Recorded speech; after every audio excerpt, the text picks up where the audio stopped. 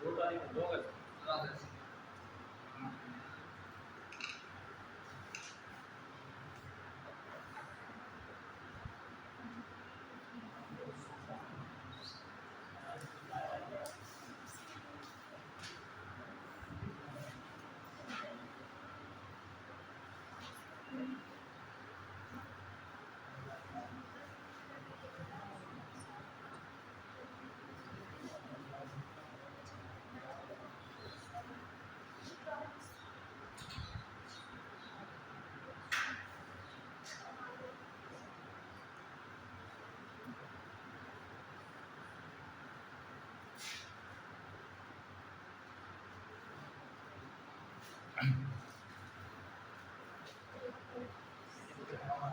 देखिए पेपर की जो पोजीशन होती है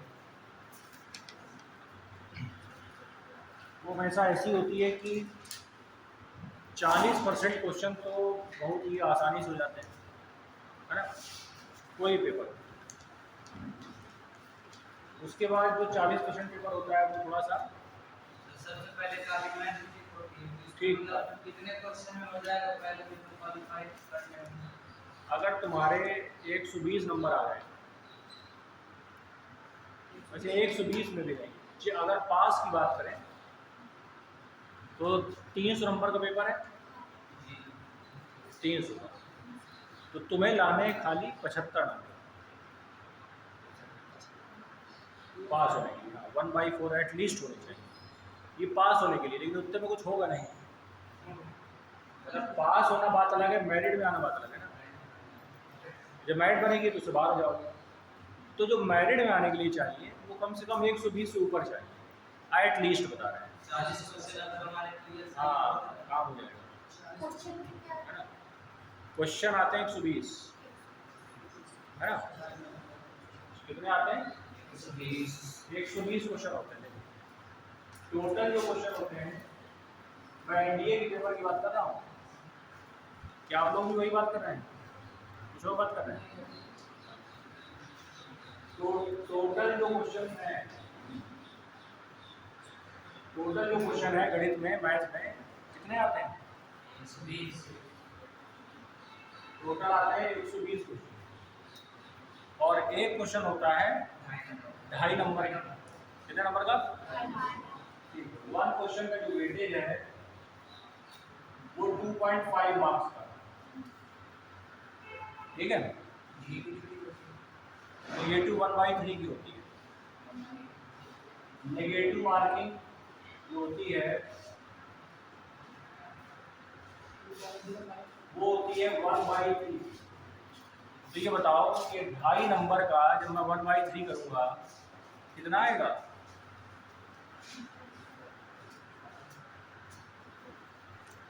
अब ये भी अपने आप में कैलकुलेशन नहीं हो पाता है कभी कभी, समझे।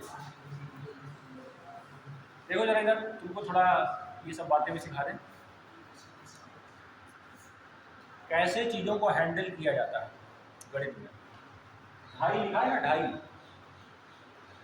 2.5 का मतलब है 25/10, यही तो मतलब हुआ। और इसका मुझे करना है 1/3 करना है। तो एक काम करिए, आप 10 के चक्कर में ना रहें, आप सीधा ऐसे करिए, या तो अगर काटना है तो काट दो, 5 से काट दो, 5 से 5 बार 5 से 2 बार, समझना, ध्यान से देखते हैं ना क्या बता रहा हूँ। ये अब आ गया 5/6, कितना आ गया? 5/6। अब ये देखिए 5/6 का मतलब क्या है? 5 में आप 6 से भाग दीजिए, क्यों भाई? पॉइंट लगाइए, 0 बनाइए, कितनी बार जाएगा? 8। कितनी बार जाएगा? 8 बार। कितना आएगा? फिर कितना आएगा? फिर कितनी बार जाएगा? 3 बार। फिर कितना आएगा? फिर कितना आएगा? फिर कितना? क्या ये ऐसे रिपीट होता जाएगा? जी। लगातार, ठीक। तो आप ये बताइए मुझे, कितने परसेंट अगर देखा जाए कितने नंबर की मार्किंग है? -0.8333, मतलब 0.83 कह सकते हैं। अच्छा, बट ये तो मैथमेटिक्स में, ये किसमें है? ये तो मैथ्स में है ना, ये किसमें है? मैथ में। जो एक जीएटी का पेपर होता है, जिसे हम जीएटी कहते हैं, जनरल एबिलिटी टेस्ट, क्या कहते हैं इसको? General ability test. तो इसमें होता क्या है, इसमें क्या आता है? इसमें 3 पार्ट है। ये होता है पूरा 600 नंबर। कितने नंबर का? 600 नंबर का। जिसमें से 50 क्वेश्चन आते हैं इंग्लिश में। 50 क्वेश्चन किसमें आते हैं?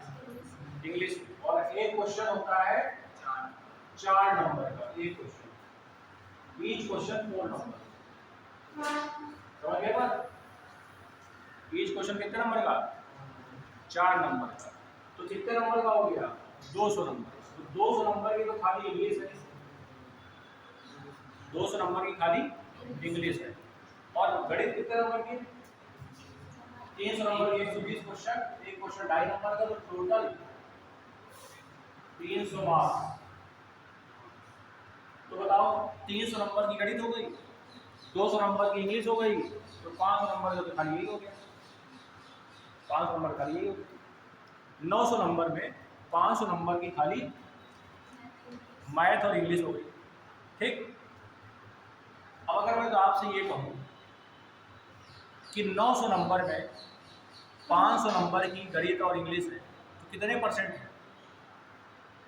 क्या बताएंगे?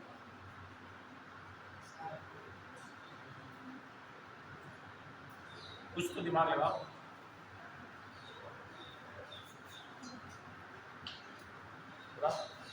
मान लो तुम्हारे 900 में 500 नंबर आए, तो कितने परसेंट है? कैसे निकालोगे? 44% के आसपास।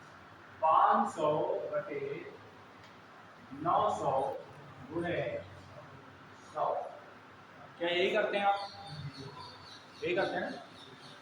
और आप जो है इसमें से इसको काटते होंगे, फिर 9 से इसमें भाग देते होंगे, 900 इसमें भाग देते होंगे। एक तरीका तो ये, दूसरा तरीका और है, इससे बढ़िया वाला, परसेंटेज कैसे जल्दी निकाला जाए। 1/9 कितना होता है बताइए? 11 सही 1/9%। है आइडिया कुछ इससे बात और नहीं? ये सब जानते ही नहीं जानते? नहीं जानते?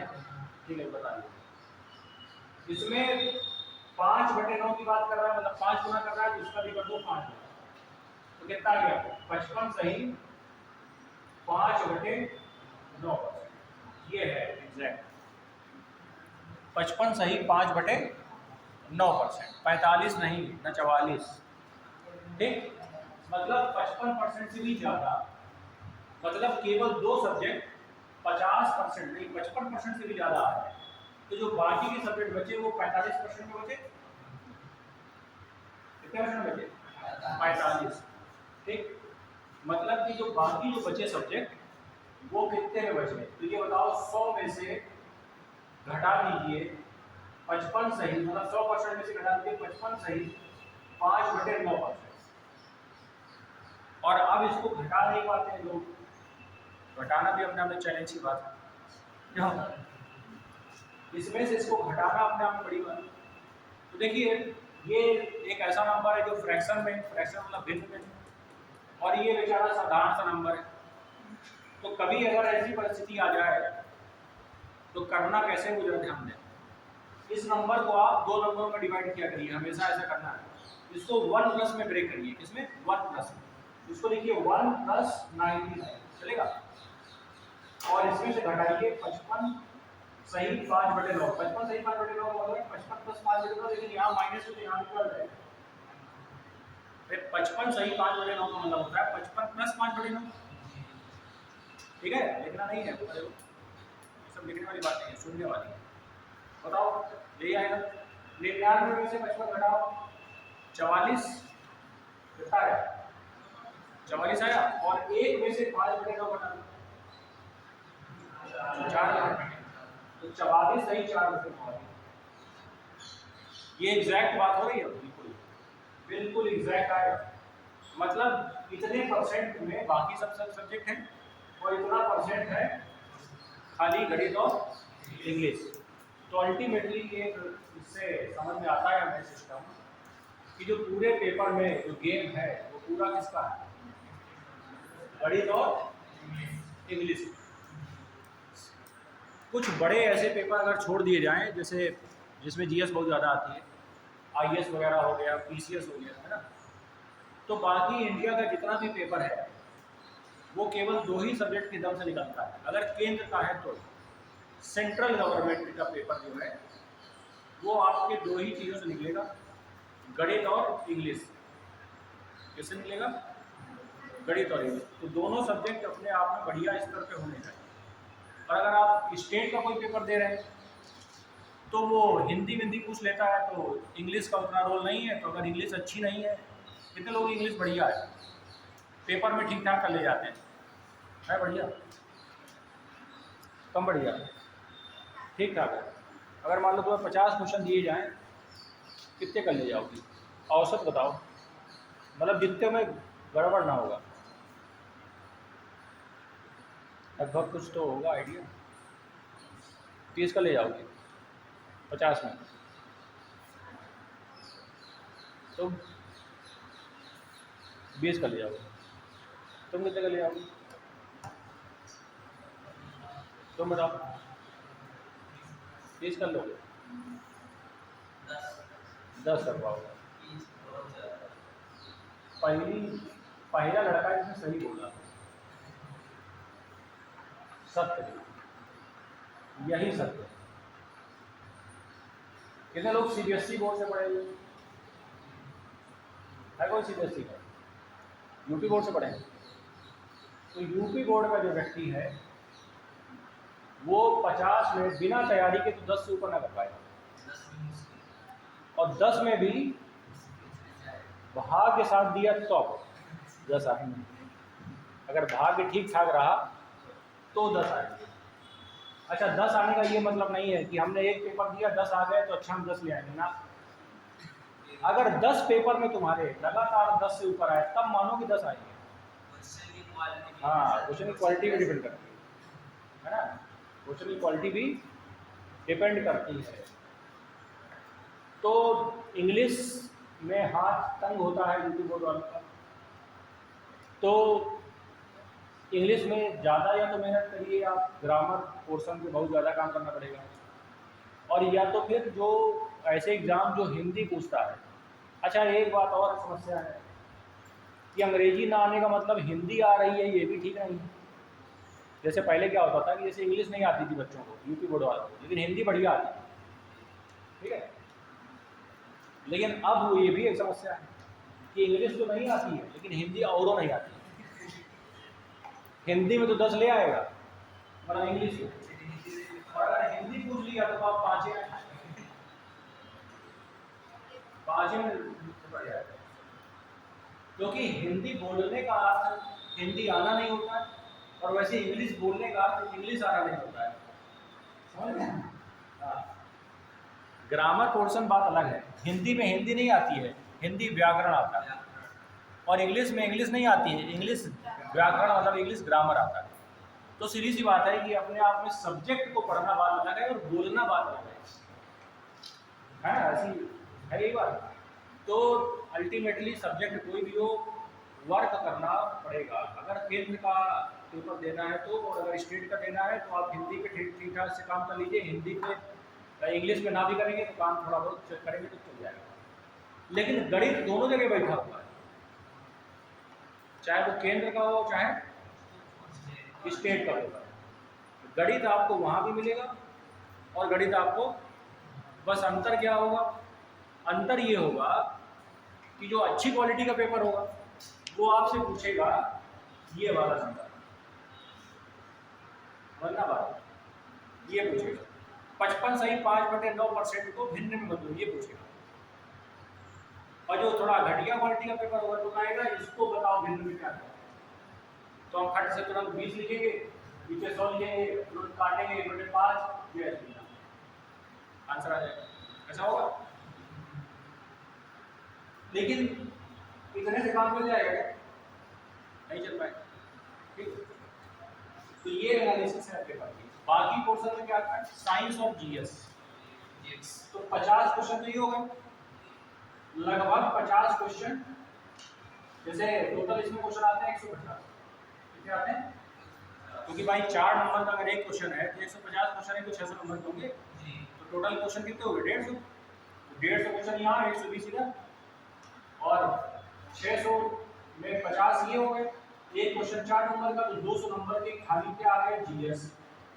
अब देखो जीएस का तो बहुत बड़ा विस्तार है, history, geography, polity, economy, current affair, है ना, या जो भी आपके आसपास है सब, एनवायरनमेंट, ये सब जीएस ही है, कुछ भी पूछ सकता है। और बाकी जो बचता है 50 नंबर, 4 नंबर का एक क्वेश्चन, मतलब 200 नंबर का, इसमें आएगा साइंस। क्या आएगा? अब एक चीज समझिए आप, साइंस अकेला सब्जेक्ट नहीं होता, सब्जेक्ट्स का समूह है, समझिएगा। साइंस एक कोई अकेला सब्जेक्ट नहीं है, 3 सब्जेक्ट का मिला जुला रूप है। Yes no? जीएस कोई अकेला सब्जेक्ट नहीं है, लगभग 7 सब्जेक्ट का मिला जुला रूप है। अंग्रेजी तो सब्जेक्ट है ही नहीं, वो तो भाषा है। तो सब्जेक्ट कौन है? गणित, जिसे किसी की सपोर्ट की जरूरत नहीं है, अकेला सब्जेक्ट है, इकलौता, जो अपने में संपूर्ण है, कंप्लीट है। मतलब मैं दूसरे सब्जेक्ट की बेइज्जती नहीं कर रहा हूँ, ये मेरा मतलब नहीं है, मैं ये नहीं कर रहा हूँ, तो सर्व ज्ञाता है। एक बात बताई जा रही है, एक एनालिसिस किया जा रहा है ना। एनालिसिस में तो जैसा दिख रहा है वैसा आपको भी दिख रहा है, मुझे भी दिख रहा है। साइंस अकेला सब्जेक्ट नहीं है, साइंस अकेला व्यक्ति नहीं पढ़ा सकता, 3 लोग चाहिए, फिजिक्स, बायो, केमिस्ट्री, ऐसा है। जीएस में भी अकेला व्यक्ति नहीं पढ़ा सकता, हिस्ट्री, ज्योग्राफी, पॉलिटी, इकोनॉमी, 4 तो चाहिए चाहिए, एक करंट अफेयर का अलग से, और इन्वायरमेंट भी ज्योग्राफी वाले लोग ही पढ़ा देते हैं, वरना उसके भी टीचर्स अलग से होते हैं। ठीक, मतलब लगभग 5 से 6 टीचर्स। इंग्लिश तो लैंग्वेज है, इंग्लिश तो लैंग्वेज है, हम उसे सब्जेक्ट की तरह पढ़ जरूर रहे हैं, लेकिन है तो भाषा ही ना। तो अगर घुमा फिरा के बात करें तो एक लौता सब्जेक्ट है गणित, जिसे किसी सपोर्ट की जरूरत, वो अपने में क्या है? कंप्लीट सब्जेक्ट है ना। और उसे अकेला व्यक्ति ही पढ़ाता है। कभी गणित में आपने देखा होगा कि 5 टीचर चले आ रहे हैं, ऐसा कभी हुआ? हाँ, ऐसा कभी गणित में नहीं हुआ है। ठीक है, इसीलिए हर पेपर में गणित का अहम रोल है, गणित का अहम रोल है। अब ये बताओ, साइंस में अगर देखा जाए तो ज्यादा क्या था? फिजिक्स, केमिस्ट्री और बायो। तो बायो और केमिस्ट्री थोड़ा कम आता है, लेकिन कितना कम आ जाएगा? कितना कम? ज्यादा ज्यादा क्या होगा? इसके 20 पूछ लेगा और इनके 15 पूछ लेगा। अरे बस इतना ही ना होगा, तो 4-5 क्वेश्चनों का अंतर होता है। लेकिन कुल मिला के देखा जाए तो ये लगभग बराबर की मात्रा में ही आते हैं। ठीक है, तो बाकी का पोर्शन ये। अच्छा, इसमें आपको क्या लगता है कि कौन सा लेवल होता है, इंटर का कि हाई स्कूल का? High school level almost. बहुत हल्के क्वेश्चन आते हैं, और ये साइंस नहीं है, जनरल साइंस, इसमें आती है जनरल साइंस। क्या आती है? और वो ज़्यादा हैवी क्वेश्चन इसलिए नहीं पूछता है क्योंकि वो बहुत हैवी गणित पूछता है आपसे, इसलिए साइंस बहुत हैवी नहीं पूछता है। और साइंस का उसने नाम ही नहीं लिया, वो तो कह रहा है कि मैं जीएटी ले रहा हूँ। अब पेपर का सेंस समझा करो, इसका अर्थ क्या है? अर्थ नहीं समझ पाओगे तो नहीं एनालिसिस नहीं कर पाओगे। एनालिसिस का मतलब यही होता है कि जो काम हम कर रहे हैं उसमें ज़्यादा क्या आता है, कम क्या आता है, पेपर का नाम ऐसा क्यों रखा गया, क्यों उन्होंने गैट रखा है, इसको जीएटी क्यों कहा, और उसका फुल फॉर्म क्या है? क्या है? General ability test. General ability. अब जनरल में जनरल चीजें आएंगी कि हाई फाई चीजें आएंगी? जनरल चीजें आएंगी। लेकिन हम क्या कर रहे होते हैं? हम जनरल नहीं पढ़ रहे होते हैं, हम हाई फाई पढ़ रहे होते हैं, पता चला गणित को लगे पड़े फिजिक्स के क्वेश्चन लगाने में, ठीक है। अब फिर जब पेपर बैठते तो लगता है ये क्या हो रहा है, फिर तुरंत चिल्लाते हुए बाहर निकलते हैं। न्यूमेरिकल नहीं आया, पेपर बहुत घटिया था, न्यूमेरिकल नहीं आया, पेपर आउट ऑफ सिलेबस था। पेपर आउट ऑफ सिलेबस नहीं है, आप आउट ऑफ सिलेबस है।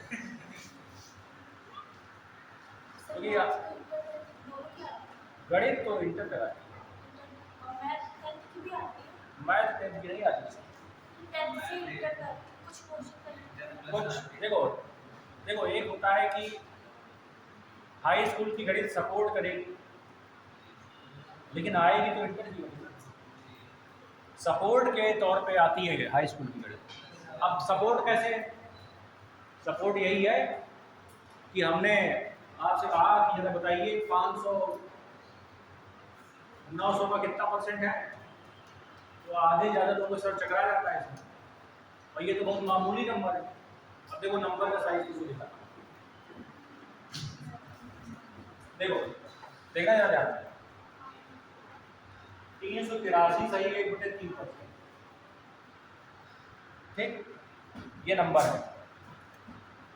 मान लो मैं मेरे पास 500 रुपए हैं, कितने हैं, और उसका 500 रुपए का 500 रुपये बढ़ा दो थोड़ा सा और बढ़ा दो, मान लो मेरे पास 12,000 रुपये, कितने हज़ार, अब 12,000 रुपये का 383 सही 1/3% में तुमको दे रहा हूँ, बताओ कितने रुपये दे रहा हूँ।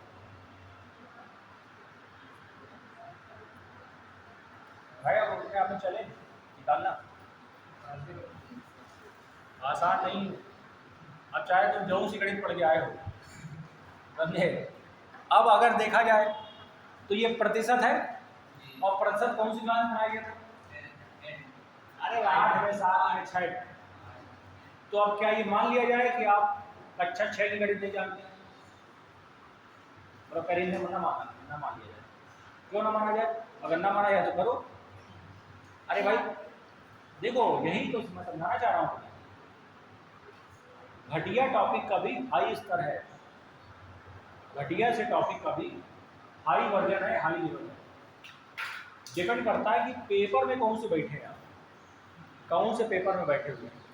जब आपने 6 में पढ़ा था परसेंटेज, तो ये वाला क्वेश्चन नहीं कराया गया था, क्योंकि इस क्वेश्चन को समझने की क्षमता उस बच्चे में नहीं होती जो कक्षा 6 में होता है। उसको प्रतिशत पढ़ाया तो गया, लेकिन उसकी क्षमता का पढ़ाया गया जो उसकी क्षमता रही होगी उस समय, और वो क्षमता अब की क्षमता से बहुत ज़्यादा निम्न क्षमता रही होती है। इसीलिए जब पेपर होते हैं उसमें प्रतिशत आता है, और लोग उसको पूरे साल पढ़ते हैं और फिर भी क्वेश्चन गलत कराते हैं, ठीक है। अब उनसे कहा जाए कि आप तो कक्षा 6 की गणित नहीं कर पाते यार, बड़ा यार तुम्हारी स्थिति खराब, कक्षा 6 की गणित नहीं कर पाया, तुमसे क्या उम्मीद की जाए। अब घर वाले यही कहते हैं, क्या तुम लोग कक्षा 6 की गणित नहीं कर पाते हो, तो क्या पढ़ाई लिखाई करेगी। अच्छा उनको कह दिया जाए कि चलो ठीक है, अच्छा हम नहीं कर पाते हैं, किसी से करा लो, तो तुमको लगता है बहुत योग्य व्यक्ति, समझे। तो क्वेश्चन अपने आप में 20% 30% करना बात अलग होती है, और ये वाला लेवल परसेंटेज का झेलना बात अलग है, समझ रहे हैं बात। अब देखो इसको मैं कर रहा हूँ, ध्यान देना। एक होता है कि बस खाली जो जानते हैं वो लगा देना, इसका गुणा प्लस ये सब नहीं, ये सब कर रहे हैं तो मतलब आप वाकई कक्षा 6 में है। इसको तोड़िए, ये 300 को अलग करिए, देखना दिमाग, 300 को अलग किया, 50% को अलग किया, और 33 सही 1/3 को अलग किया। बताओ है पूरा लिखा है कि नहीं, देख लो ध्यान से। 300 प्लस 50 प्लस 33 सही 1/3, तीनों मिला के क्या 383 1/3% आएगा कि नहीं आएगा। अब ये बताओ 300% कितना, 300/100 मतलब 3, ये कितना 50% कितना होता है 1/2, 1/2, ये कितना होता है 1/3, दुनिया जानती है यार 1/3 होता है। अब इन तीनों को क्या कर दें, जोड़ दे। देखो जोड़ेंगे तो क्या है, 3 2 एलसीएम 6, 6 इंटू 3 18, 2 इंटू 3 3 ऊपर 2 ऊपर, 18 5 23, 23 बटे कितने रुपया थे, 12,000, 6 से भाग दो जरा, 2,000, 2,000 कैसे गुणा करो, 46, कितने रुपए तुमको देने थे मुझे, 46,000। समझ गए, समझ गए बात समझ आएगी।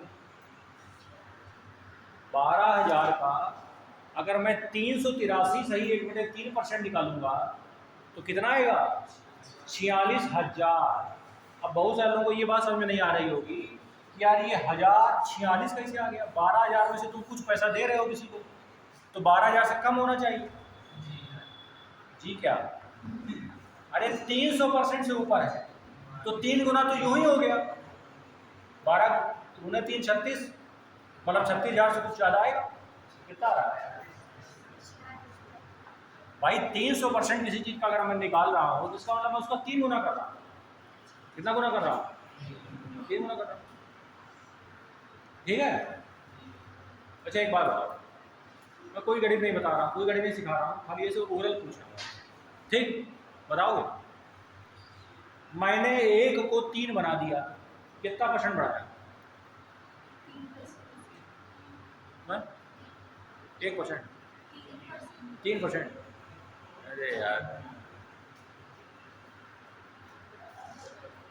पहले कक्षा 6 की बात पढ़ते हैं, दोबारा बात में, ठीक है, पहले कक्षा 6 की बात पढ़ते हैं।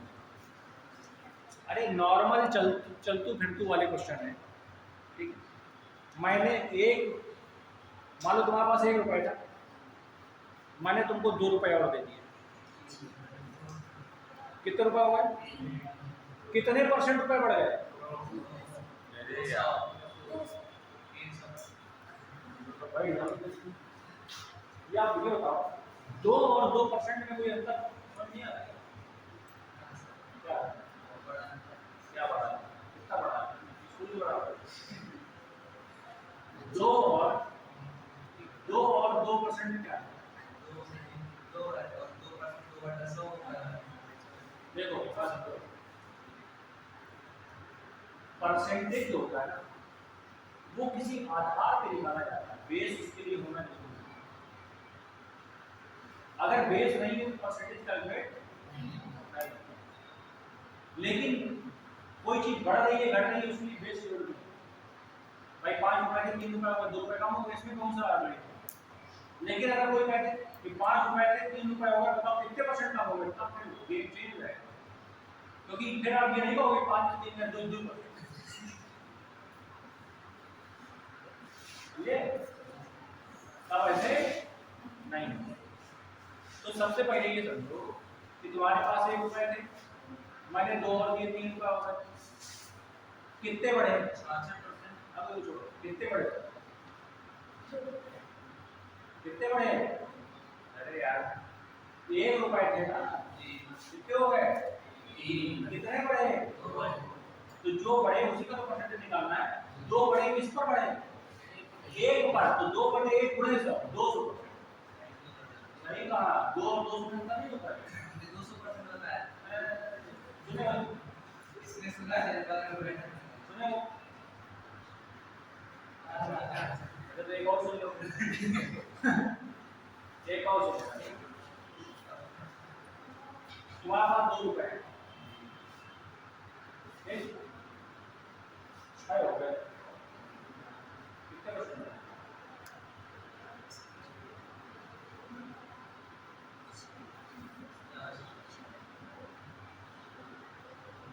सुने हो कितना होता है, गलत,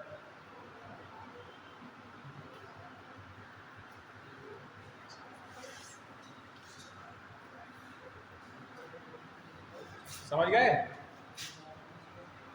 अरे ये बताओ मैंने क्या कहा, 2 रुपए हैं इसके पास, 4 और बढ़ गए, कितने हो गए, 6 हो गए, 6 हो गए, कितने बढ़े, पहले बताओ कितने बढ़े, 4 बड़े, किस पर बड़े? तो 4/2 गुणे, तो 4/2 कितना होता है? 2 और गुणे 100 200, अभी भी 200% की बात समझ आ रही? ठीक, अब बताओ, एक नंबर है 2 और मैंने उसको कर दिया 3.5, बताओ कितना % बढ़ा? लिख के नहीं बताना है, इसमें क्या लिखना है, दिमाग से करना है, ऐसे सोचो। 50%। असंभव,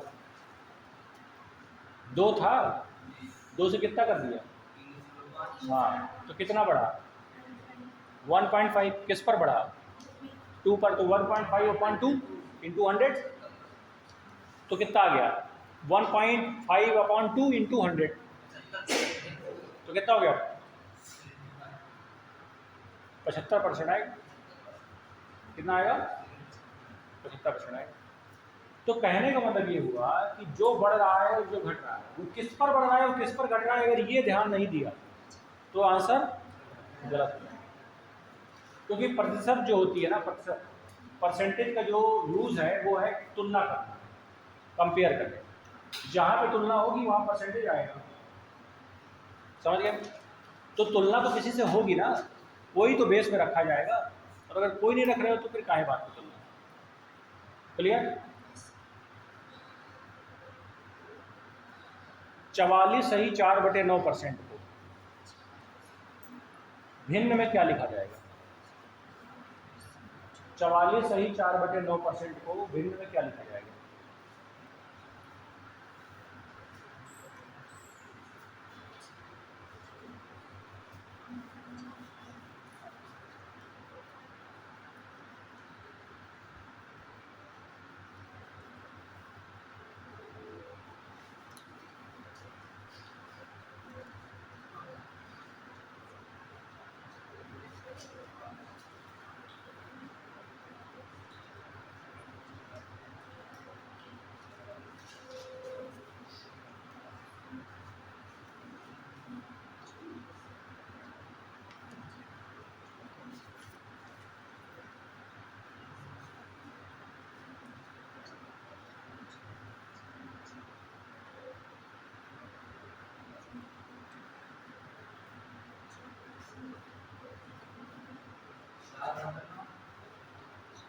चार बटे नौ आएगा, इतना दिमाग क्या लगा रहे हो?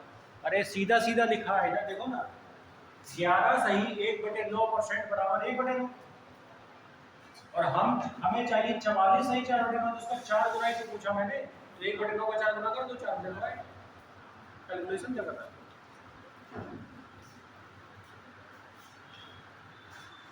समझ गए?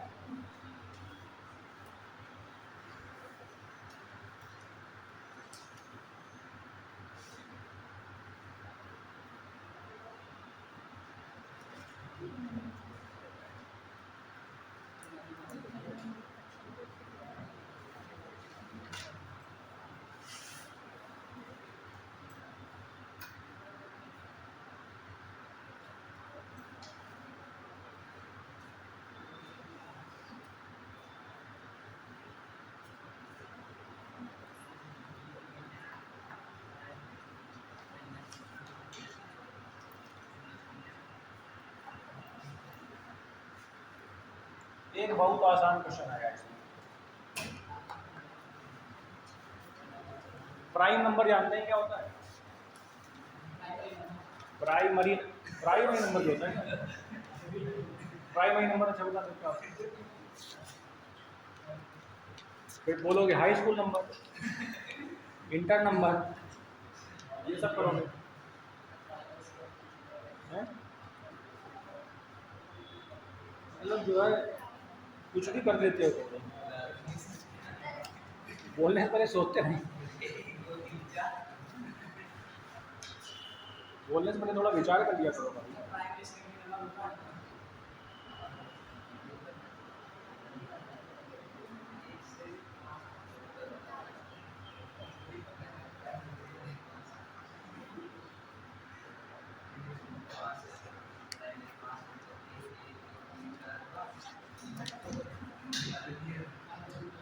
अच्छा, एक क्वेश्चन इसमें है, कह रहा है कि 1 से 10 तक 10 टिकट है, जिनमें मतलब एक नंबर पड़ा हुआ है, 1 2 3 4, कितने टिकट हैं?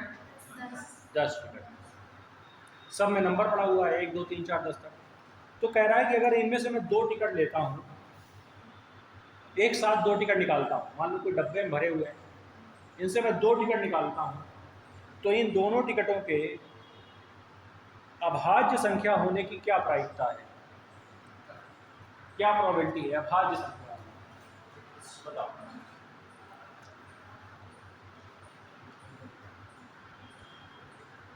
10 टिकट है सर। हाँ? 10। हाँ, 10 टिकट।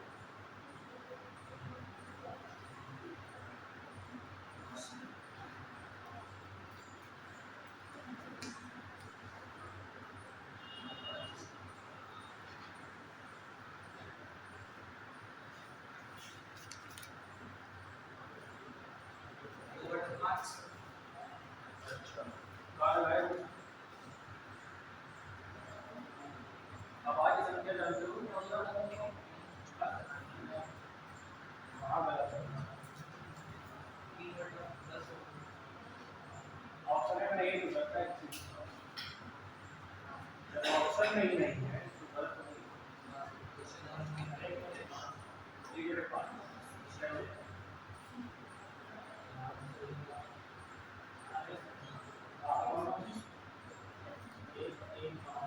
एक आवाज होता है। अब समझ गए हमारे की गणित कहाँ? यहीं। जिस व्यक्ति को अभाज्य संख्या नहीं पता होगा उसका ये क्वेश्चन सही होगा। ये point, this is the point कि हम लोग कहाँ वीक हैं। बड़े क्वेश्चन बड़े नहीं है, छोटे क्वेश्चन नहीं हमारे से आए, इसलिए बड़े क्वेश्चन हमारे लिए बने। अभाज्य संख्या सबसे छोटी 2 होती है, 1 is not a prime number. 1 तो एक नेचुरल नंबर है, तो सबसे छोटा नंबर हुआ 2। तो पहले ये तो पता चले कि प्राइम है कितने 10 में से। 2 प्राइम, 3 प्राइम, 5 प्राइम, 7, बस 4 नंबर प्राइम, ठीक है। तो सबसे पहले क्या करेंगे, दो टिकट निकालने,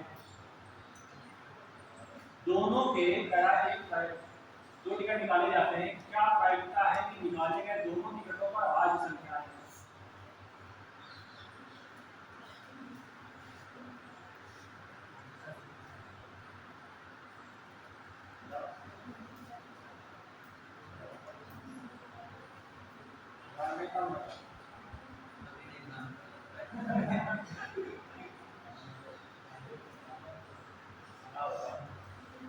सोचो सोचो क्या होगा।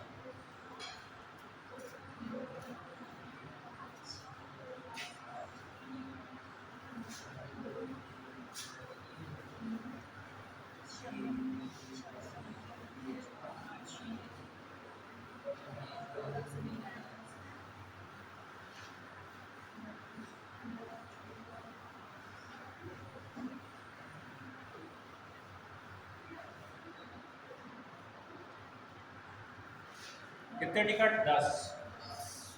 1 2 3 4 5 6 7 8, ठीक। ये सभी क्या है? टिकट्स। ये क्या है? टिकट्स। मान लीजिए ये टिकट्स। अब इनमें से हमें वो टिकट चाहिए जिनके ऊपर क्या लिखा हो? प्राइम नंबर, जो कैसे हो? अभाज्य संख्या वाले। अब मान लो ये किसी डब्बे में बंद है, एक डब्बे में हमने इसको बंद कर, ठीक। अब इस डब्बे के यहाँ एक ढक्कन लगा हुआ है, इस ढक्कन को मैंने खोला, यहाँ से एक टिकट निकाला, 2 टिकट एक साथ निकाले, 2 टिकट एक साथ निकाले। अच्छा,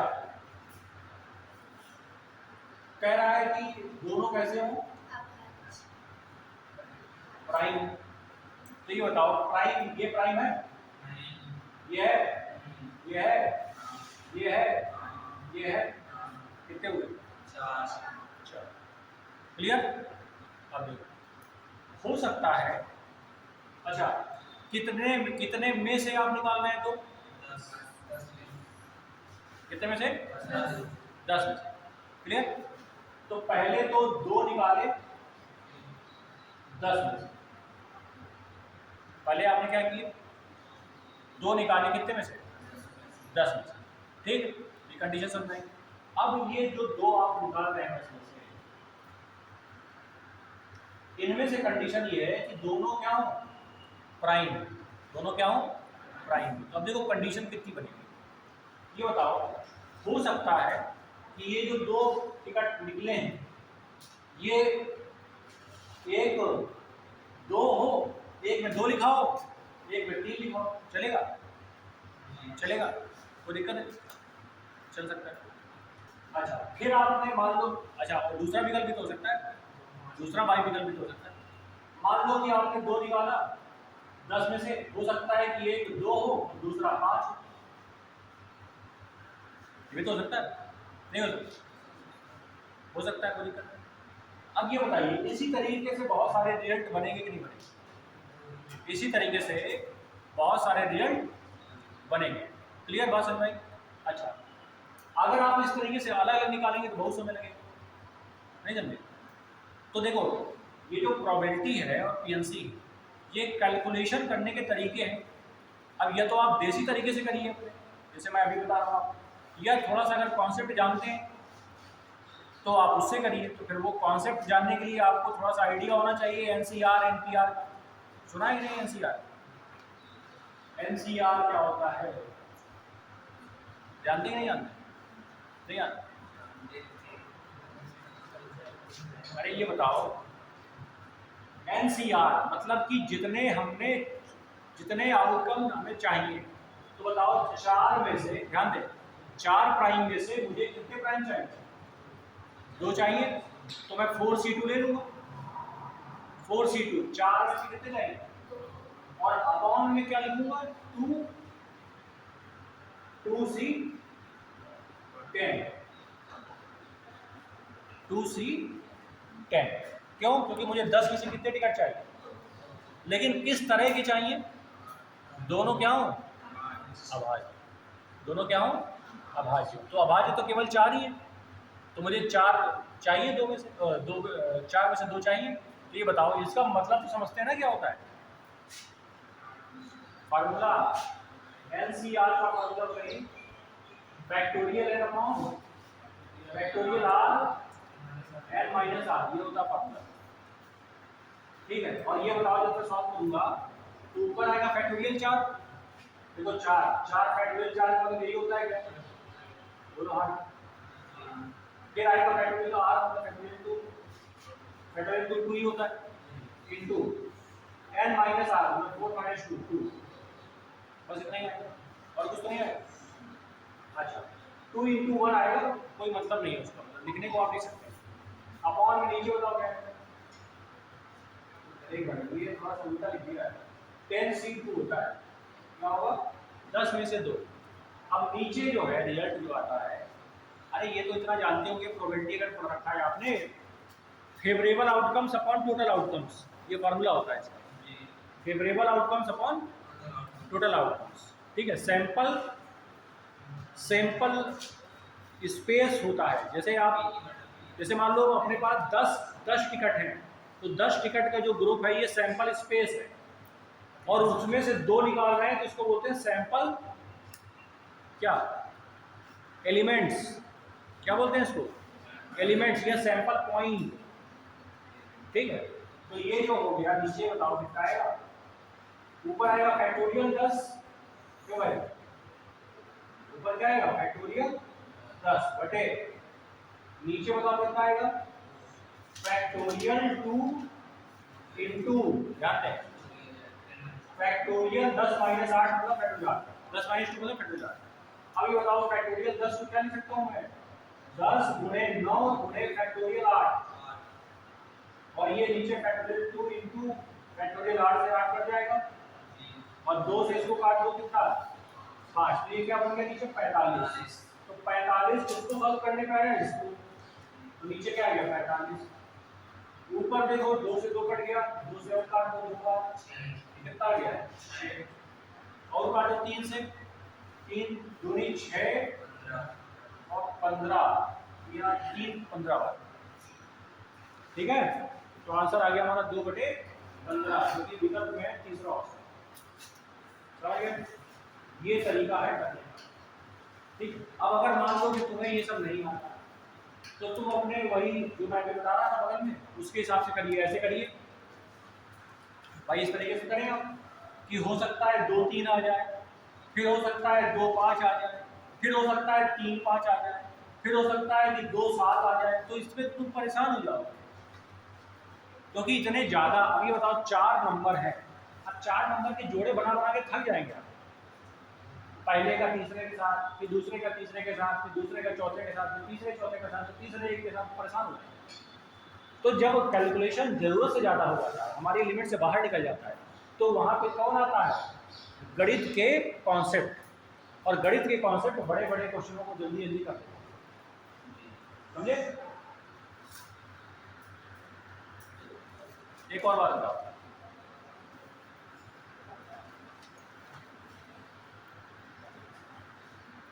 ये क्या लिखा है? 1 2 3 4। ठीक, 1 2 3 4 से बनने वाले सभी नंबरों का योग बताओ। कितने अंक का बनाना है नंबर? 4 अंक। 4 अंक है, 4 ही अंक का बनाना है और जितने नंबर बन सकते हैं सबका योग बताओ। क्या बताओ? सबका योग। पहले तो ये निकालना पड़ेगा कि कितने नंबर हो सकते हैं। तो ये एक बात बताओ, अगर मैं खाली ये पूछ लूं कि कितने नंबर बनाए जा सकते हैं 4 नंबरों से, 4 डिजिट के, 4 अंकों के 4 कितने नंबर बनाए जा सकते हैं? 4 अंकों के 4 डिजिट से मिलके कितने नंबर बनाए जा सकते हैं? यार आगे मजाक कर रहा है। 24 फैक्टोरियल 4, 24 नंबर। अब देखो 24 नंबर पहले तुमको लिखने पड़ेंगे और फिर सबको जोड़ना पड़ेगा। है बस का? है रेंज में? अब देखो ध्यान से, अब गणित का रोल देखिए, क्या गणित का इस्तेमाल देखिए कैसे होता है। ये बताओ, कोई सीरीज दी गई है 1 2 3 4 5 6 7, इन सबको जोड़ो जरा, कैसे जोड़े? अब जोड़ने का मतलब ये नहीं कि 8 7 6 13 सर ये सब शुरू कर दिया। मैथड, मान लो ये सीरीज जा रही होती 700 तक, तब क्या करते हैं? तभी जोड़ लेते। अरे 7 तक जोड़ सकते हो, 700 तक तो नहीं जोड़ सकते ना। तो फार्मूला होता है, क्या सिस्टम है? पहले देखो ध्यान दें, पहला प्लस लास्ट बटे 2 इंटू जितने नंबर है उससे गुणा, ये होता है फार्मूला। किसी सीरीज को, किसी श्रृंखला को अगर जोड़ना हो तो उसका एक सिस्टम होता है। क्या होता है? पहले को जोड़ो लास्ट से, बटे 2 कर दो। तो ये जैसे ही आप फर्स्ट प्लस लास्ट बटे 2 करेंगे तो एक तरह से आपने औसत निकाल लिया, औसत निकाल लिया, और औसत गुणे जितने नंबर है आंसर आ जाएगा। तो ये आंसर आ जाएगा, बताओ कितना आएगा? 7 के बाद 28 आएगा, कितना आएगा? देखो जोड़ के 28 आ रहा है, देखो जोड़ के 28 आ रहा है, आएगा। अब जरा देखो, एक बात बताओ, 1 2 3 4 अंकों का इस्तेमाल करते हुए जब मैं नंबर बनाऊंगा तो सबसे छोटा नंबर कौन सा होगा? यही होगा। इन 4 अंकों का इस्तेमाल करते हुए जब मैं नंबर बनाऊंगा तो सबसे छोटा नंबर कौन होगा? यही होगा। मतलब क्या होगा? 1 2 3, और सबसे बड़ा नंबर कौन होगा? 4 3 2 1। बोलो हाँ या ना? ठीक, बीच के नंबरों का कोई अता पता नहीं है, सारे नंबर गायब, गायब रहने दो, कोई दिक्कत नहीं। कितने बनेंगे ये तो पता है, 24 बनेंगे। ठीक है, पहला प्लस लास्ट बटे 2 गुणे जितने नंबर है गुणा करो। देखो 1 2 3 4 में क्या जोड़ा? 4 3 2 1, ऐसे जोड़ो। बटे कितना? इंटू कितना? 24। कितना आएगा ऊपर? 5 5 5 5 आएगा। नहीं आएगा। और यहाँ कितना है 12, 12 पंचे, फिर 12 पंचे 60 6, फिर 12 पंचे 60 6, फिर 12 पंचे 60 6। ये ले आंसर। बताओ ये है गणित, ये है गणित के कैलकुलेशन। असंभव चीज को भी क्या कर देगा, संभव बना देगा। जिन नंबरों को हमने देखा तक नहीं है उनको हमने जोड़ के निकाल दिया। 24 नंबर थे, ठीक। अब एक तुम बताओ, मान लो एक ही डिजिट का इस्तेमाल एक से ज्यादा बार किया जा सकता हो, रिपीटिशन अलाउड कर दिया जाएगा। अगर नंबरों को रिपीट भी किया जा सकता हो तो बताओ कितने नंबर बनाए जा सकते हैं और उनका योग क्या है। ये तो तब है ना जब एक नंबर का इस्तेमाल एक ही बार कर सकते हैं। आप एक को अगर एक बार लिख लिया तो दोबारा नहीं लिखेंगे, समझ गए। इसमें क्या हुआ, रिपीटिशन नॉट अलाउड है, इसमें रिपीटिशन नॉट अलाउड है। लेकिन अगर मैं रिपीटिशन अलाउड कर दूं, रिपीटिशन क्या कर दूं, अगर रिपीटिशन अलाउड कर दूं मतलब रिपीट कर सकते हैं आप नंबर्स को। एक नंबर आप बना सकते हैं 1 1 1 1, ये भी तो 4 अंक का है और इन्हीं में से 1 का इस्तेमाल करके बनाया गया, तो ये भी तो हो सकता है नंबर। 4 4 4 4 ये भी हो सकता है। तो अगर ऐसे बनाया जाए तो क्या, तो कितने नंबर आएंगे, पहली बात।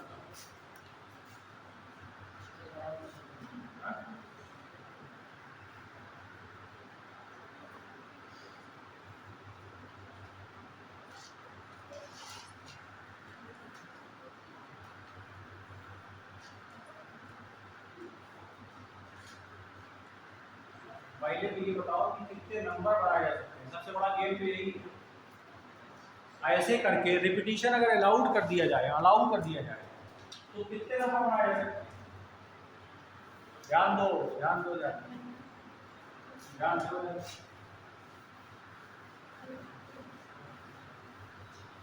ये बताओ 4 डिजिट का नंबर बनाना है, 1 2 3 4, और नंबर कितने हैं और रिपीटिशन अलाउड है। मतलब मैं इसमें से इस वाली जगह में चारों में से कोई भर सकता हूँ, मतलब 4 तरीके इसको भरने के। दूसरे वाले में भी चारों में से कोई भी भर सकता हूँ इसको, भी भरने के 4 तरीके। क्यों, क्योंकि रिपीटिशन अलाउड है। जो नंबर मैं इसमें डाल चुका हूँ दोबारा डाल सकता हूँ, तो 4 तरीके और हो गए। अब इसको भरने के भी और इसको भरने के भी सबका गुणा करो, 256 आएगा। कितना आएगा, 256 नंबर बनेंगे, 256 नंबर बनेंगे। और आप अपने दिमाग से सोचिए कि 256 नंबरों को जोड़ने की बात कर रहा है, लगभग असंभव क्वेश्चन है, कोई हिम्मत नहीं कि इस क्वेश्चन को कर लिया। 256 नंबरों को जोड़ना है, कर पाएंगे? अगर आप साधारण तरीके से करेंगे कभी सोच भी नहीं पाएंगे, लेकिन गणित का इस्तेमाल करिए। सबसे छोटा नंबर बताइए कौन सा बनेगा, 1 1 1 1 बनेगा, यस नो, 1 1 1 1 बनेगा। और सबसे बड़ा कौन बनेगा, ये बात। पहला और लास्ट को जोड़ा बटे इनटू नंबर कितने टोटल, बताओ आंसर, कैलकुलेट करके बताओ पूरा व्यवस्थित करके।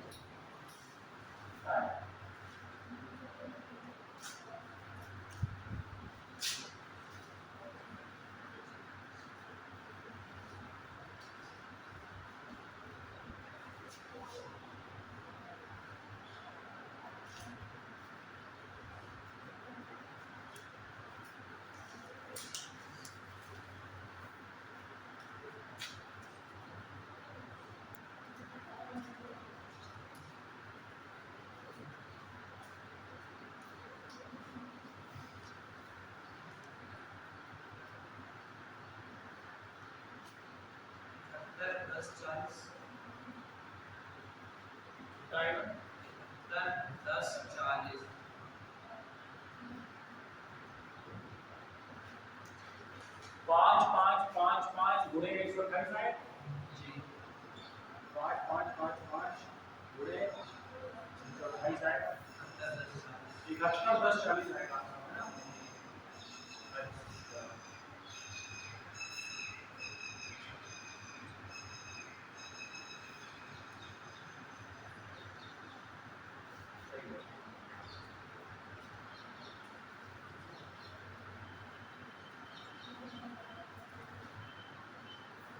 समझानी है।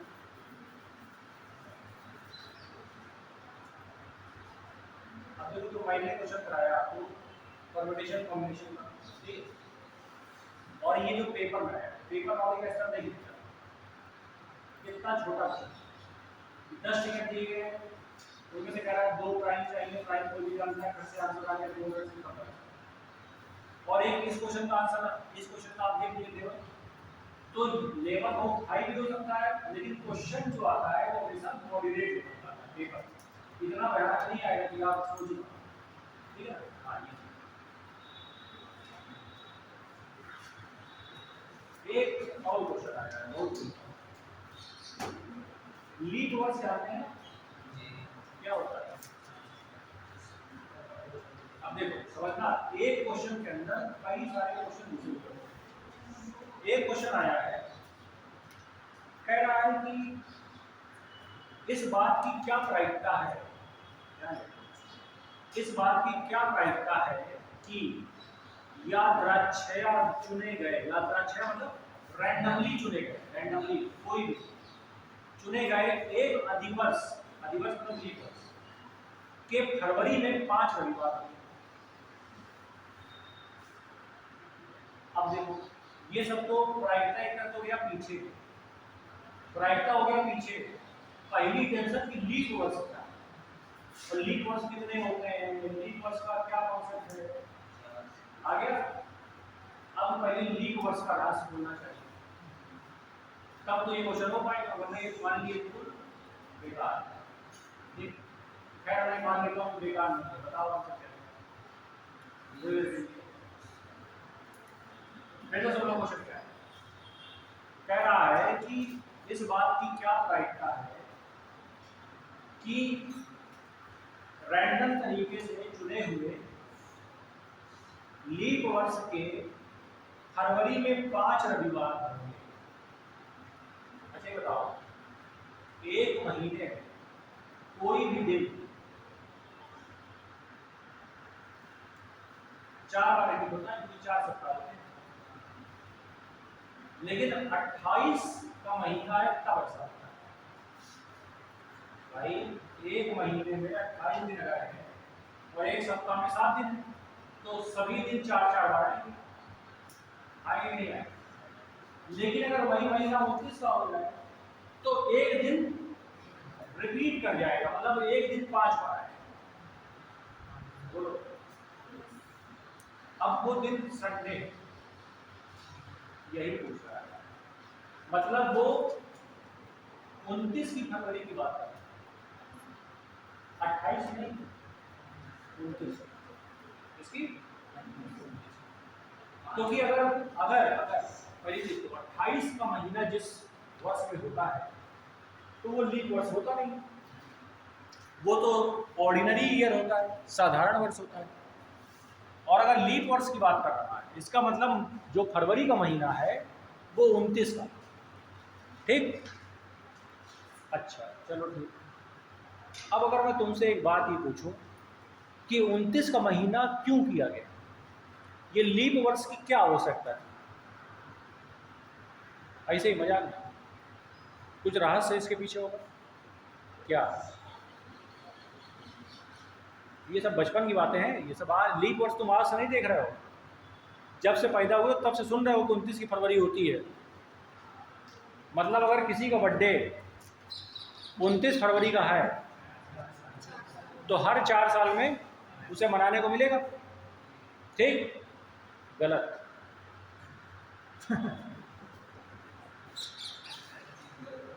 गलत,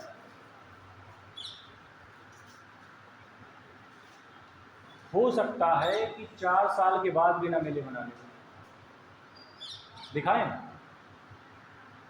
दिखाया जाए। देखो एक व्यक्ति है जिसका बर्थडे 1897, वर्ष कौन सा है 1897, 29 फरवरी को, देखना इसका बर्थडे कब आए, देख रहे हैं कब है इसका बर्थडे, कब पैदा हुआ 1897 साल, ठीक 97 97 बना लो क्योंकि लीप वर्ष में पैदा हुआ ना ये, तो 29 की फरवरी होनी चाहिए। कोई ऐसा पैदा ले लो तो 96, अब सही है 96 तो लीप वर्ष है, कोई संदेह? कैसे बताते हैं लीप वर्ष? 4 से डिवाइड करके, 4 से डिवाइड हो रहा है, कैसे पता? लास्ट के 2 अंकों में 4 से अगर भाग चला जाता है तो 4 से भाग पूरे नंबर होता है। तो बताओ ये जो व्यक्ति है ये 29 की फरवरी वाला व्यक्ति, 29 फरवरी का उसको बर्थडे हुआ, ठीक है, 29 फरवरी को उसने अपना बर्थडे मनाया। अगली बार 1897 में इसका बर्थडे आएगा ही नहीं, क्योंकि ये साधारण वर्ष है। फिर 1898 में इसका बर्थडे आएगा, नहीं आएगा। फिर 1899 में इसका बर्थडे आएगा, नहीं आएगा। फिर 1900 में इसका बर्थडे आएगा,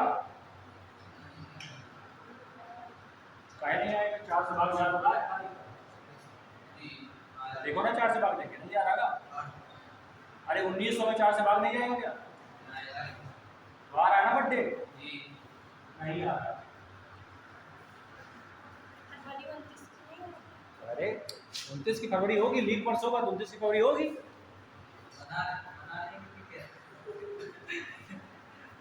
बर्थडे गायब। 1900 में 29 की फरवरी दिखेगी, मिलेगी नहीं उसको, सीधा 28 के बाद 1 तारीख आ जाएगी। हाँ वही तो बोल रहे हैं, ऐसा क्यों? ये तो लीप वर्ष है ना, और लीप वर्ष है तो 29 की फरवरी आनी चाहिए, काहे नहीं आ रही? दिक्कत क्या है? दिक्कत ये है कि ये लीप, ध्यान दें, ऐसे वर्ष जिसमें 2 जीरो होते हैं ये शताब्दी वर्ष होते हैं, सेंचुरी ईयर्स कहते हैं इनको। और सेंचुरी ईयर्स में 4 से नहीं 400 से भाग दिया जाता है। किससे? 400 से। और 400 से इसमें भाग नहीं जाएगा, इसलिए ये लीप वर्ष नहीं है, not a leap year, not a leap year. ये लीप ईयर नहीं है, इसमें 28 की फरवरी होगी, 29 की नहीं होगी। बर्थडे गया, नहीं बना पाएगा। अब ये 1901 में आएगा, देखिए भाग्य, देखिए व्यक्ति का बर्थडे मनाने को तरस जाएगा। पता करो कोई है 1996 का व्यक्ति 29 फरवरी का, 1896 वाला, बताओ इसमें जाएगा? 1903 में जाएगा, 1904 में जाके बर्थडे मनाएगा। Happy birthday, happy.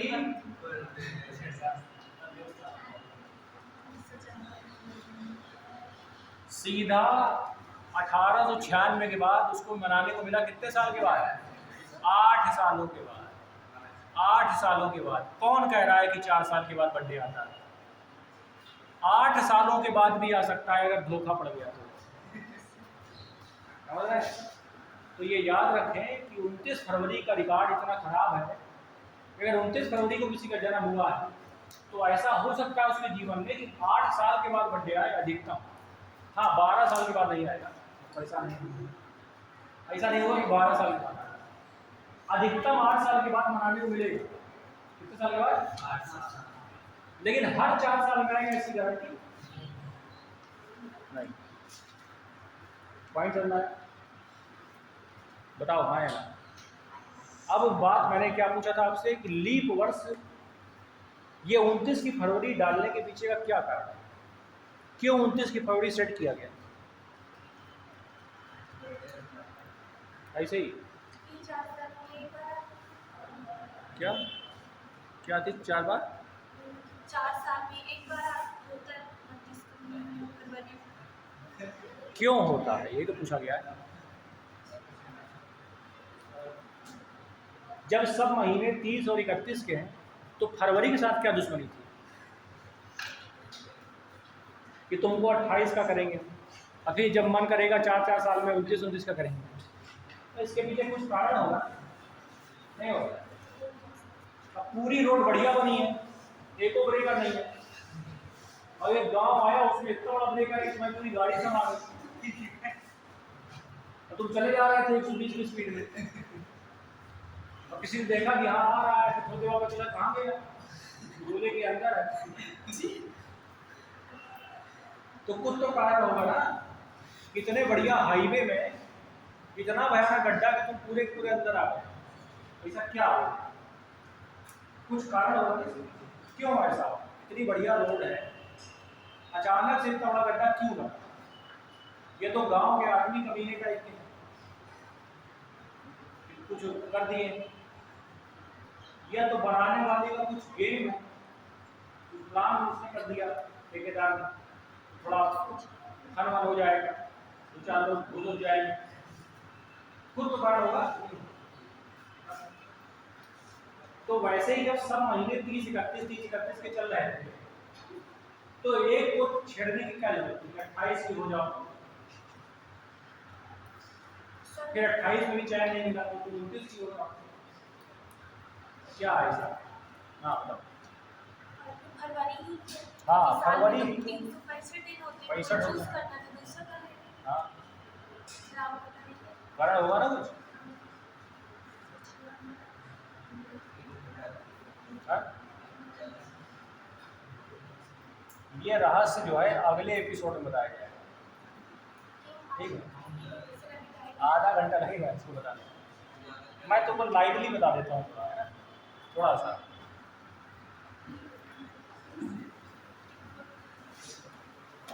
पृथ्वी का एक चक्कर कितने दिनों में लगता है? 300। गलत, पूरी जानकारी नहीं है। 365 दिन, 5 घंटे 48 मिनट।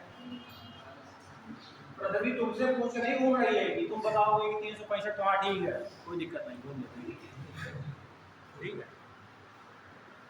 फिर उसके बाद 45.51 सेकंड,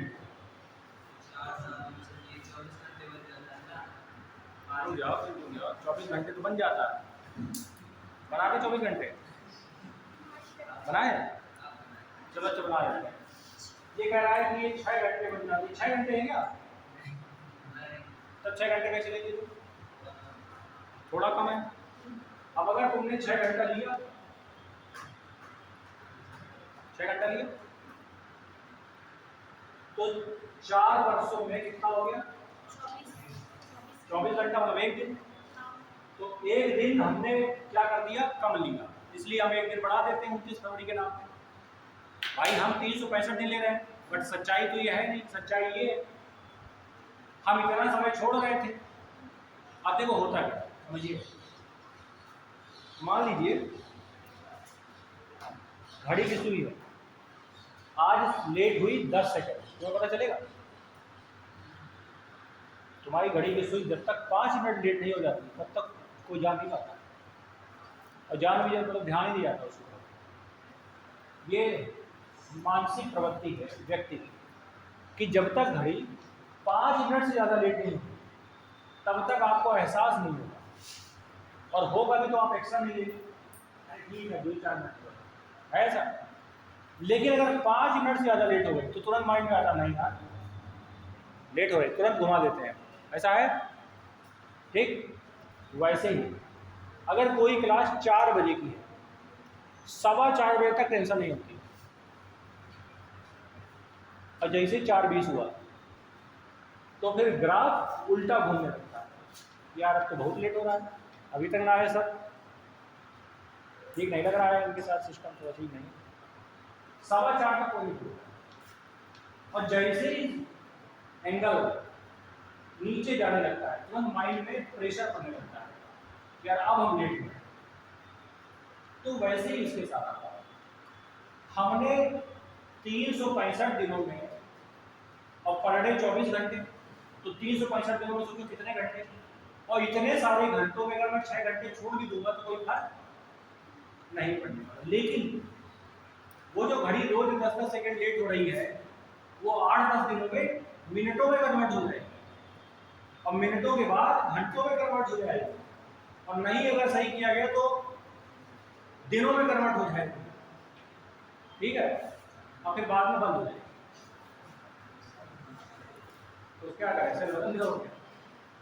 इसका मतलब क्या है, वही यहाँ हो रहा है। अब पृथ्वी को तुमने 6 घंटा पीछे कर दिया, लगभग 6 घंटा। अब चलो ठीक है, 1 साल 6 घंटा पता नहीं चला, 2 साल 6 घंटा नहीं, लेकिन जब 100 साल हो जाएंगे तो क्या 6 घंटे का असर नहीं पड़ेगा? अरे 4 साल में पड़ गया, देखो 4 साल में 1 दिन पीछे हो गए आप, और अगर 1 दिन आप पीछे हो जाएंगे तो पूरा कैलेंडर चौपट हो जाएगा। तो इसीलिए इस 1 दिन को बढ़ा दिया गया 29 फरवरी के नाम पे, फरवरी के महीने में, इसमें फरवरी के। अच्छा, जो पहले कैलेंडर बनाया गया उसमें फरवरी 28 की रखी गई, और बाकी सारे भाई देखो हुआ क्या, 30-31 के हिसाब से कैलकुलेट जब हुआ तो 28 दिन बचे, तो ये हुआ कि चलो फरवरी को 28 कर देते हैं। ठीक, इसमें कोई बड़ी बात नहीं। लेकिन जब बात आई कि यार अब बढ़ाएं कैसे, तो 31 को 32 अगर करते तो वो बेचारा 1 महीना बर्बाद हो जाता, 31 वाला 32 हो जाता, और 32 रेंज से बाहर निकल जा रहा था। अगर आप 30 को 31 करते तो 1 महीना और 31 का आ जा रहा था, तो वो मिसमैच हो रहा था। तो आपने क्या किया, 28 को 29 कर दिया, तो कितना दिन आपने एडजस्ट कर लिया, 1 दिन एडजस्ट कर लिया, तो क्या 24 घंटे एडजस्ट हो गए? लेकिन अब एक बात बताओ, 6 घंटे आपने बढ़ाए, हर 6 घंटे लिए ना, 1 साल में 6 घंटे आप 6 घंटे पीछे हो रहे थे, आपके दिमाग में ये चल रहा है। लेकिन सच्चाई ये नहीं, 6 घंटे है ही नहीं। देखो ना, ये तो 5 घंटे 48 मिनट कुछ सेकंड है, तो कुल मिलाकर अगर आप 6 घंटे ले रहे हैं तो 12 मिनट ज़्यादा ले रहे हैं। ध्यान दें, अगर 6 घंटे के हिसाब से आपने एक दिन बढ़ा दिया है 4 सालों में, तो आपने 12 मिनट के हिसाब से, हर साल 12 मिनट के हिसाब से कुछ समय ज़्यादा ले लिया है। अब उसको एडजस्ट करना था, वरना फिर वो आगे जाके दिक्कत करता। तो वो जब देखा गया तो वो 400 सालों में 3 दिन में कन्वर्ट हो गया। कितने सालों में? 400। जब ये 12 मिनट जो ज़्यादा ले रहे थे, वो 12 मिनट 400 सालों तक कन्वर्ट, 400 सालों में देखा गया, 12 मिनट 400 सालों में देखा गया, तो ये बन गया 3 दिन।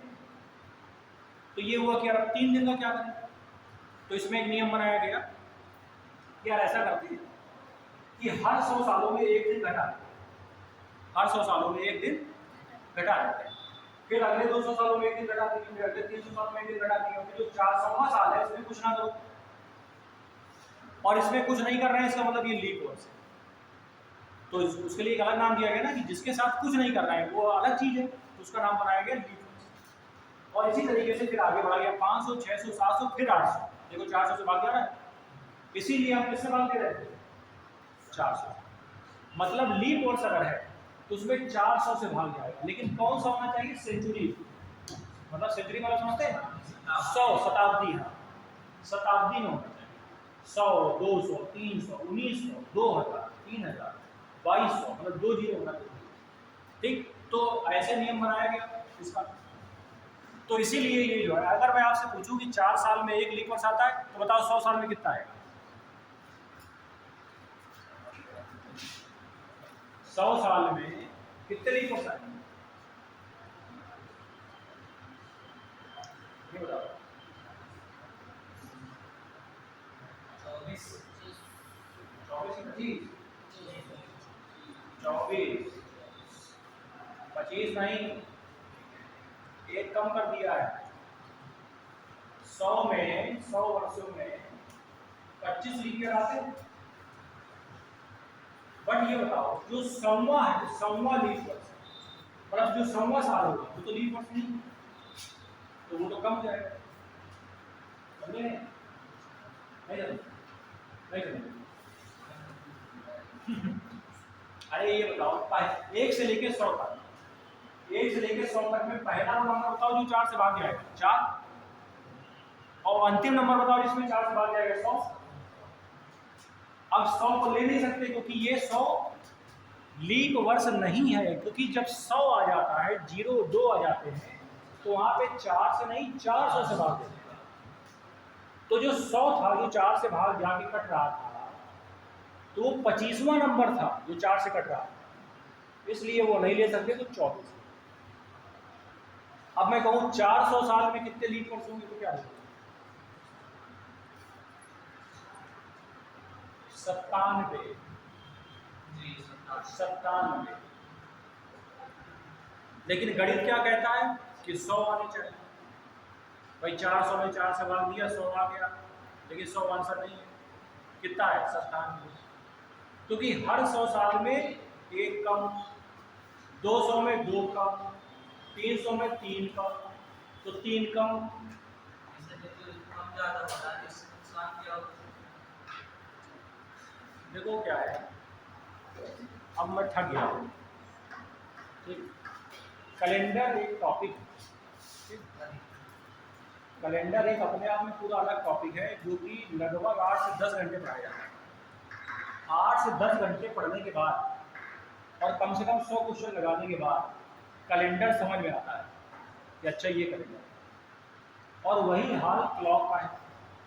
क्लॉक में भी लगभग 6 से 8 घंटे की क्लासेस होती हैं और 100 क्वेश्चन लगाए जाते हैं, तब ये पता चलता है कि अच्छा घड़ी क्या है।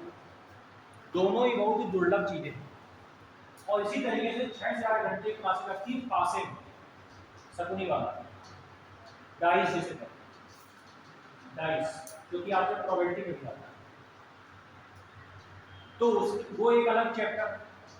तो ये चैप्टर्स है, क्योंकि मैं चैप्टर पढ़ा नहीं रहा हूँ, मैं तो बीच में आगे बता दे रहा हूँ इसलिए। लेकिन जब चैप्टर की बात होती है तो इतना डीप बताया जाता है, एक चीज बताई जाती है, तो कैसे आया, कैलेंडर कहाँ से शुरू हुआ, है ना, इस समय कौन सा कैलेंडर हम इस्तेमाल कर रहे हैं, कितने सालों में कैलेंडर रिपीट करता है, सारी बातें। 400 सालों में कैलेंडर रिपीट करता है। ठीक, तो वो एक अलग बातें हैं सब। मैं तो प्रोबेबिलिटी में क्वेश्चन आया था इसलिए आपको बता रहा हूँ। ठीक है, क्वेश्चन में कुछ नहीं है। 5 बार रविवार की बात, मतलब वो लीप वर्षों की बात कर रहा है। किसी बात कर रहा है भाई, 5 बार रविवार की कितने केस हो सकते हैं?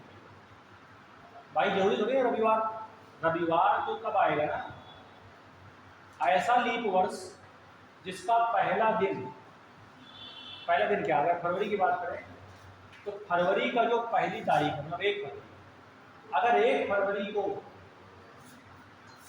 संडे है, क्या है, तो 28 फरवरी को भी क्या होगा, संडे। मानते बात? ठीक, लेकिन वो कह रहा है 5 संडे, तो 1 तारीख को अगर संडे ले लिया तो 5 संडे कभी जीवन बनाएंगे कि संडे के बाद अगला संडे आता है, संडे के बाद तो मंडे आता है। तो इसका मतलब संडे आने के चांस तब है जब शनिवार से शुरू हो। पॉइंट समझिएगा, जब फरवरी का महीना शनिवार से शुरू। अब ध्यान देना, शनिवार आया, संडे आया, मंडे ट्यूजडे वेडनेसडे, फिर शनिवार आया, एक बार सब आ गए। 28वें दिन में भी शनिवार आएगा, और जैसे ही 29वीं तारीख आएगी तो संडे आ जाएगा। तो 4 बार तो संडे आ चुका था, एक बार संडे और ये पॉइंट। तो मतलब पहले अब आपको ये चेक करना पड़ेगा कि ऐसी कितनी फरवरियां हैं, ऐसे कितनी फरवरी हैं जो शनिवार से शुरू होती है। ठीक, अब बात ये आती है कि यार ये कैसे पता लगाएंगे शनिवार से होती है, ये कैसे पता लगाएंगे?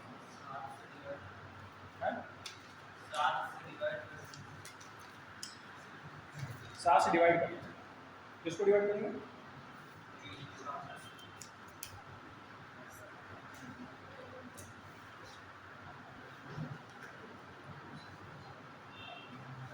क्वेश्चन नंबर 111 है, आप एक बार ट्राई करिए इसको, है ना। बिल्कुल मैंने लगभग पहुंचा दिया आपको करीब, बिल्कुल क्लोज। ठीक है, आंसर 1/5, 1/7, 2/7 और 1 बताना है आपको। Question number 111